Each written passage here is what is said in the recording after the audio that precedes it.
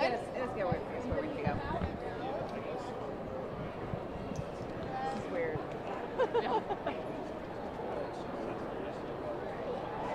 Just realized how weird this is. So. We're in it together. All right. We got it. We're gonna do it. That's a lot of It's a little awkward, but we got it. All right, if we are ready, we're going to go ahead and get started. I'm Jennifer Gonzalez, Communications Coordinator for the Green Bay Police Department. Today with us, we have John Barker and Kathy Lanier with the NFL, Aaron Hopke and Gabrielle Dow with the Packers, Chief Chris Davis with Green Bay Police Department, Brown County Sheriff Todd Delane, and Chief Matthew Knott with Green Bay Metro Fire Department. We're going to start with the NFL. Good afternoon, everybody. My name is John Barker. Can you step forward, sir? Thank you. You're welcome. Good afternoon. John Barker, head of live event production for the National Football League. First of all, just a huge thank you to Green Bay. What an exciting day it was yesterday.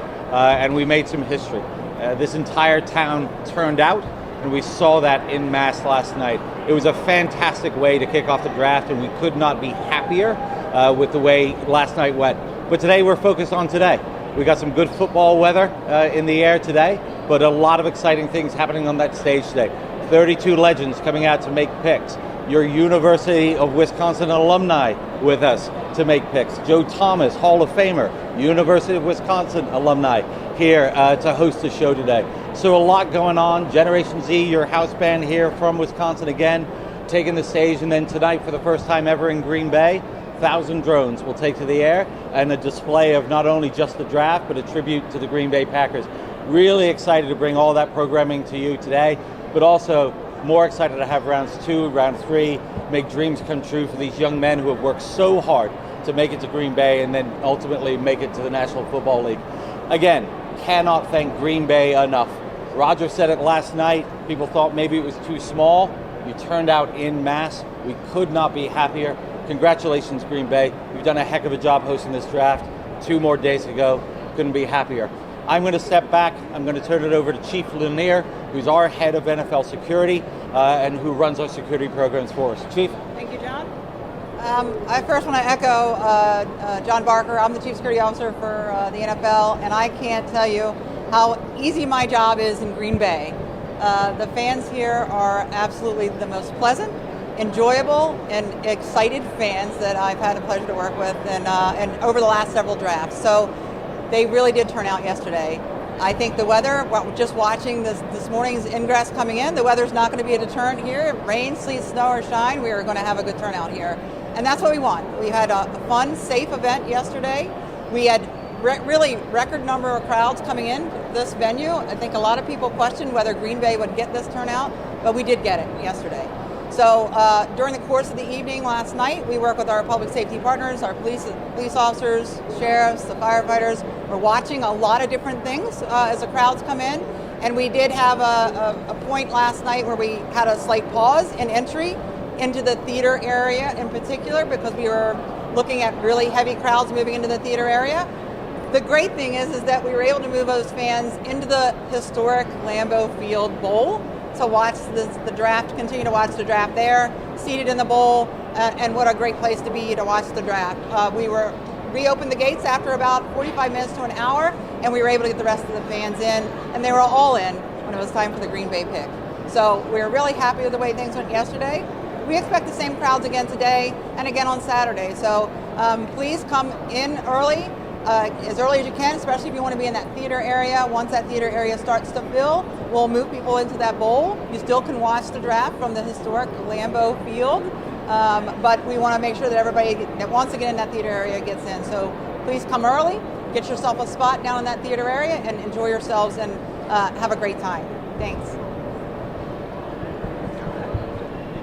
Hi, Gabrielle. Oh my gosh, my voice, sorry. Gabrielle Dow with the Green Bay Packers. I think, first of all, we want to thank the city, the village, the county, and the state for all their support and to really help us show off this great state of Wisconsin. As you can see, it was a wonderful success last night. Thank you to Discover Green Bay and PMI for helping us put this on. Without their day-to-day work, we wouldn't be here today. the biggest thank you is to our fans. Our fans showed up for us. All over the world came here, and they're even here now. They've been lining up at the gates every morning. Thank you, Green Bay Packer fans, for showing up, for making us proud, to truly showing that we are the best fans. We have the best fans in the world. And lastly, and most importantly, I want to thank Mark Murphy. If you don't know Mark, he got a little emotional last night and had to compose himself while he was walking on the stage. And we do know his family was in tears when they were making the pick. So a big thank you for Mark Murphy for making this all happen and also making our wonderful pick. Thank you. Oh, one more. Thank you, NFL. The NFL really took a chance on a small city like us, and we couldn't be more proud, and we couldn't be more grateful because, you know, we wouldn't be here without them, and we work with them daily, and they're really great partners, so thank you, NFL. Aaron Popke with the Packers, and echoing a lot of what Gabrielle said, but just even stating the obvious. So we opened today, the draft experience opened today at noon, and we're already buzzing with activity. I think that is a testament to what the NFL has put together here in terms of the attractions and the excitement that builds up as we get into the evening's activities on the stage. So that's really exciting, and I know all of you in the media have you're reporting daily in this community, you've got relationships in this community, but I mean, just the feedback we're hearing from everybody already is that things have operated so smoothly, getting in and getting out. Last night was smooth getting out. Green Bay Metro with the buses and the ride share, Tavern League. People are here, they're enjoying it, and we're so looking forward to today and everything that this experience offers. Again, just opened up today, we're already buzzed. And tomorrow at 9 a.m., things will open up. So we're looking forward to lots of families coming out. And historically, that's what day 3 has been. So that's exciting. And just really excited that we've got another couple days on tap for people who have been here last night. I know there's a lot of anticipation in coming back, but for everyone that didn't get a chance to come out last night, you've got today, you've got tomorrow. It's about making memories, and there's some great memories already, and we want people to not be past the draft thinking, oh, you know what, I should have gone. So come on out and enjoy this. It is a load of fun, and we're so happy to be a part of it. All right, good afternoon, everybody. Chris Davis with Green Bay Police, and we had a great first day. Very few police-related incidents. I think we got over 200,000 people through here yesterday with only a few ejections and only one arrest, all for minor offenses. One issue that we did have that we asked for the public's help with is a large number of drones that people want to fly over the event. We certainly understand you want to get that great footage, but that takes up a lot of our resources to deal with that when that happens, and we ask that people comply with the flight restriction over the footprint here for the rest of the event. You can certainly go online and get a lot of great footage from the regular media, so please help us with that. And then obviously we dealt with a little bit of a capacity issue in the theater area, and you know, when that happens, we work with our other public safety partners and our partners with the NFL just to make sure that we're keeping people safe.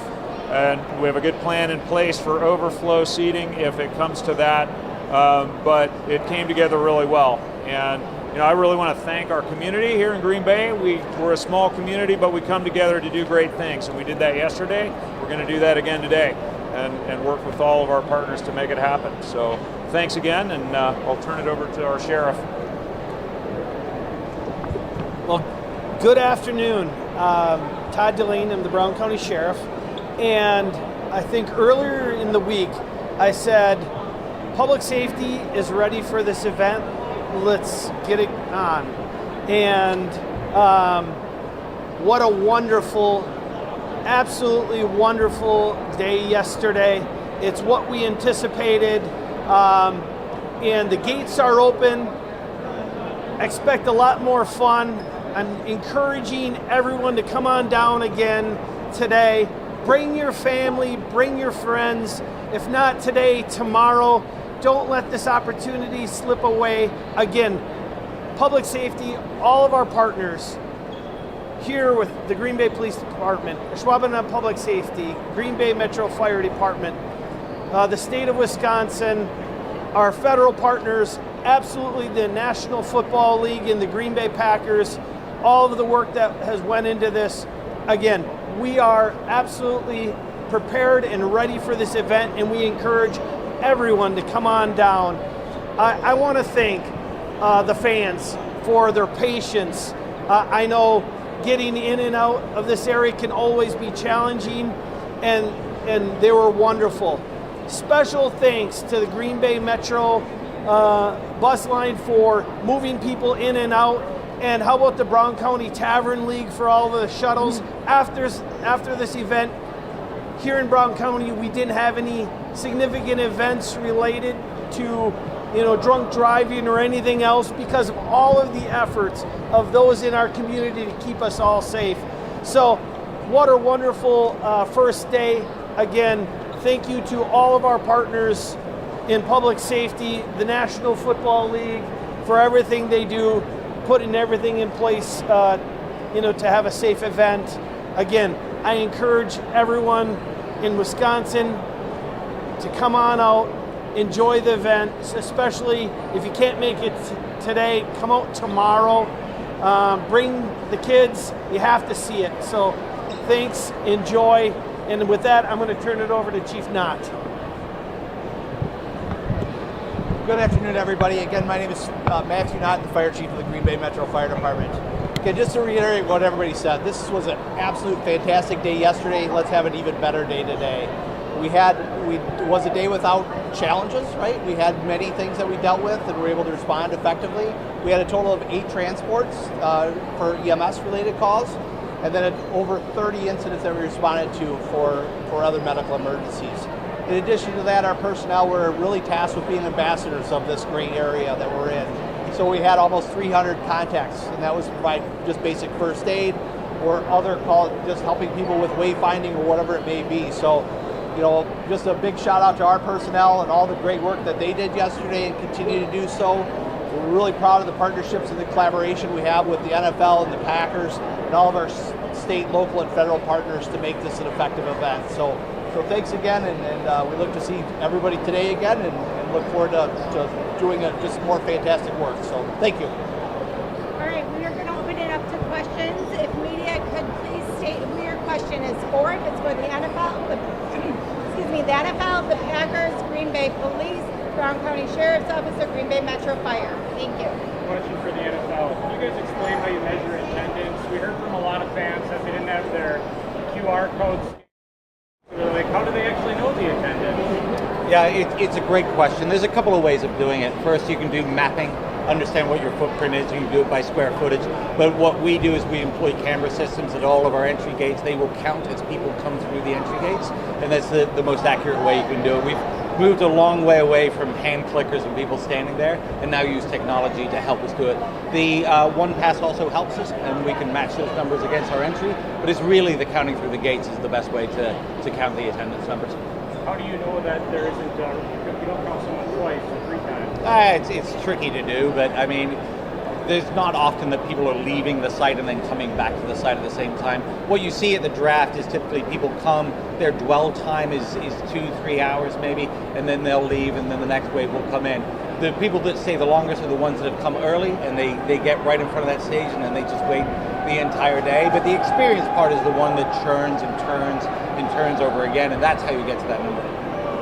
How did you guys decide on shutting down the theater area last night? I'm going to turn that over to Chief Lanier to talk through. We've been working with this public safety team for the better part of a year and a half. We're like one big family up there in our NFL Control Center. We use a lot of technology, but we also are looking at various different camera views. We know the numbers as they're coming in, or know if we do entries and exits, we know as people are leaving.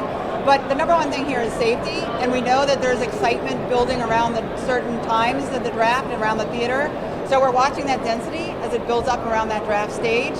And when we see that density starting to get to a point where we feel like it may create some safety issues or make it uncomfortable for people who are trying to enjoy the draft picks, Then we have a way of first isolating that area once we feel like the density is getting where it's just uncomfortable and can create a safety issue.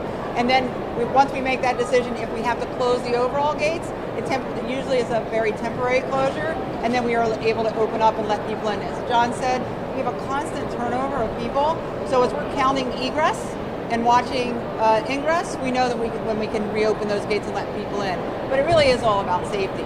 I mean, this is a very exciting event. These young men are getting their dreams come true here on stage, and people get very excited. We want to make sure everybody's safe while they're here. Tell us more kind of about that crowd density. Obviously, it's not so much a numbers game. You're looking kind of with those cameras kind of above and aerial views. Kind of tell us what that's like looking at those. It's a kind of a complex formula, but we're watching the flow rate coming into the gates. How quickly are people coming in? Are we coming in at 150 a minute? Or are we coming in at 600 a minute? How long are the queue lines outside of the gate? We're trying to anticipate. We really would prefer to cap a line instead of cutting a line, so we don't want people that have stood in line to have to wait. So we're using that formula while we're also watching density in different areas.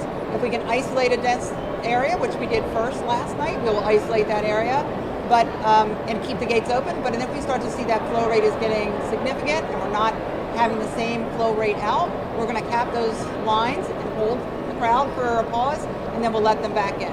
The great thing here is we were able to put a lot of people in the bowl, and once they went in the bowl and sat in the bowl and started watching the draft from inside, they didn't come back out when we reopened because they were very comfortable. And what a great place to sit and watch the draft.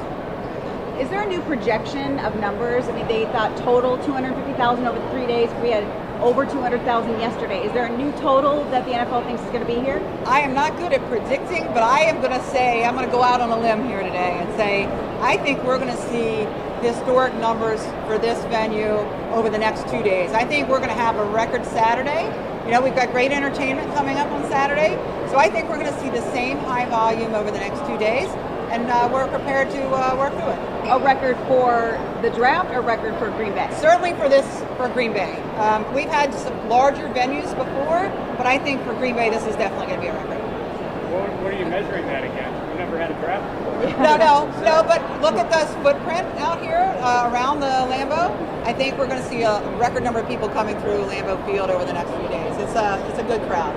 Do you expect capacity to be an issue tonight where you might have to close the gates? And have you ever had to do that on day 2 or 3 of the draft? We have. We had to do it in the last couple of drafts, even on day 2. So it just depends on what time the crowd starts arriving. Typically on Thursday and Friday, people are coming after work, so we start to see that number pick up after 5 o'clock. So we'll see between 5 and 7 is when we're going to see probably the biggest surge. The Green Bay pick yesterday we knew was a time that we were going to get a big surge. And I think our next real big surge is going to be on Saturday night for the concert. So we're going to be watching closely over time, but I think we're going to get close to capacity every day. Have there been any supply issues? Supply issues? I don't think so. Any supply issues? Supply issues? No, none whatsoever. There are just some rumors they're running out of beer. It was more of a stocking. Yeah, go, John. That was No. Restocking. Yeah, no, we're not running out of beer. Lambeau does not run out of beer. No. Yeah. I'll defer to the Packers, but by everything that we've seen and we've been told, there's zero way that we will run out of beer this week. Question for Chief Davis. I know that you said there were a couple of ejections yesterday. Do you have a number on that? And then also the one arrest, do you give any context as to what that was about, what happened? Well, just really briefly, we had 3 ejections and 1 arrest, all for low-level disturbance-type activities, which I think, obviously that's 4 more incidents than we would want, but considering the number of people that we got in and out of here yesterday, those are pretty amazing numbers, and it just shows how safe the event has been. And I think it goes back to the tremendous amount of planning that we've done as a public safety community, as a community, to make this go really well. You talked a little bit about, we see the reports here all the time in context. How this compares to a regular home season game? Clearly it's not Detroit, it's not a Minnesota game, the numbers we're talking here. How does this fit into what you see throughout the course of the season? Numbers like that for a sold-out home Packer game would be on the low side. We don't usually see very large amounts of crime and disorder at Packer games because we've got great fans. But even for a Packer game, those would be pretty low numbers. So again, considering the number of people that came through here yesterday, it's pretty good. So Chief, did it hold true? You know, leading up to this, everyone was saying, well, the crowd is much tamer than a game day crowd. Was that the case yesterday? I think our crowd yesterday was great. People were able to have a good time without getting out of hand, and so we got exactly what we wanted. Chief, my question's about the parking. I mean, we're in the middle of a neighborhood and everyone's charging $80, $90, even $100 just to park on the lawn. And then last night we had the capacity issue, getting people in and out, especially parking. Were there any difficulties or challenges with that? No, not really. I mean, nothing that you wouldn't expect from having that large of a number of people and the traffic that comes with it in the neighborhoods, but we're fortunate that we spent a lot of time in the run-up to this event planning for the traffic impact, and so far that's gone pretty well.